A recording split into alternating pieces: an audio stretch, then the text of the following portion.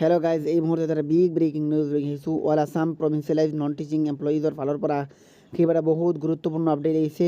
তো এটা গুৰুত্বপূৰ্ণ ইনফৰমেশ্যন আহিছে। ইয়াৰ দ্বাৰা 2021 চনৰ আৰু তাৰ পিছত পৰ্যায়ত পদ প্ৰাধিকৰণ হোৱা জ্যেষ্ঠ মহাবিদ্যালয়, জ্যেষ্ঠ মাধ্যমিক বিদ্যালয়, উচ্চতৰ মাধ্যমিক বিদ্যালয়, উচ্চ মাধ্যমিক বিদ্যালয় আৰু মধ্য ইংৰাজী বিদ্যালয়ৰ অনাই শিক্ষক কৰ্মচাৰী সংস্থাসমূহৰ সন্মানীয় সভাপতি আৰু সম্পাদকসকলৰ লগতে মহামান্য গুৱাহাটী উচ্চ ন্যায়ালয়ত গোচৰ ৰুজু কৰি যোৱা 5/8/2025 ইংৰাজী তাৰিখে মহামান্য গুৱাহাটী উচ্চ ন্যায়ালয়ৰ মুখ্য ন্যায়াধীশ মহোদয়ৰ খণ্ড বিচাৰপীঠৰ দ্বাৰা ফিক্সড পেৰ পৰিৱৰ্তে স্কেল পে দিয়াৰ বাবে ৰায় বাৰ্ডিক্ট পোৱা 709জন অনা শিক্ষক কৰ্মচাৰী জ্ঞাতাৰ্থে জনোৱা অহা 17/8/2025 ইংৰাজী তাৰিখে ৰবিবাৰে ৰাতিপুৱা 10 বজাত গুৱাহাটীস্থিত কৰ্মচাৰী Hiteswar Saikia senior secondary school 6 mile Panjabari road হিমুক্ত বিষয় আলোচনা কৰাৰ বাবে এখন অতি গুৰুত্বপূৰ্ণ জৰুৰী যৌথ সাধাৰণ সভা আহ্বান কৰা হৈছে।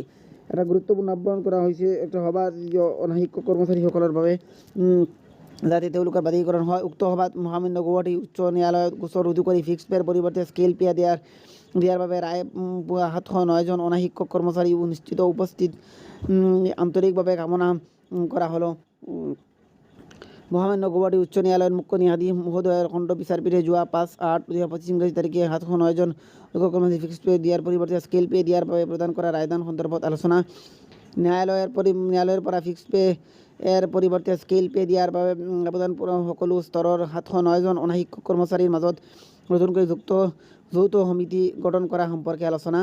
এই বিষয়ে গুৰুত্বপূৰ্ণ আলোচনা কৰা হৈছে যাতে অনা শিক্ষক কৰ্মচাৰীসকলক যাতে স্কেল পে দিয়া হয়, ফিক্সড পেৰ পৰিৱৰ্তে এইটো যাতে হয়, এনেকুৱা সন্দৰ্ভত এটা গুৰুত্বপূৰ্ণ আলোচনা হয় এই সদৌ অসম অবাধিকৃত অনা শিক্ষক কৰ্মচাৰী সংস্থা all Assam provincialise non teaching employees এছ'চিয়েশ্যনৰ দ্বাৰা। তো মই আশা কৰিছোঁ অসম চৰকাৰে যাতে তেওঁলোকৰ দাবী মানি লয় আৰু তেওঁলোকে যাতে স্কেল পে পায়।